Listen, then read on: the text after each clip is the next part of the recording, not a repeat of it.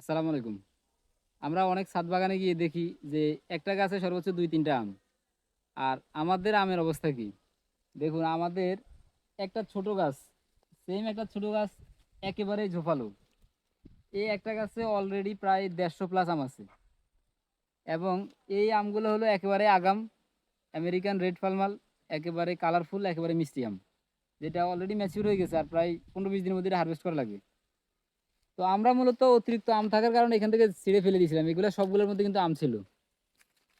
আমরা এই সবগুলা থেকে আম ছিঁড়ে ফেলে দিয়েছি।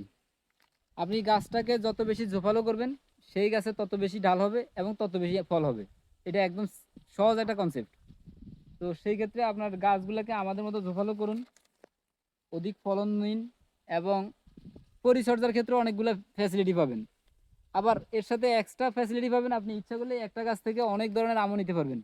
যেহেতু গাছটা ছোট, টপ ওয়ার্কিং এর মাধ্যমে। তো ধন্যবাদ। এই ধরনের টিউটোরিয়াল শিখতে হলে আমাদের মাল্টি গ্রাফটিং বিডি ইউটিউব চ্যানেলটি দেখুন এবং বিস্তারিত জানুন। আসসালামু আলাইকুম।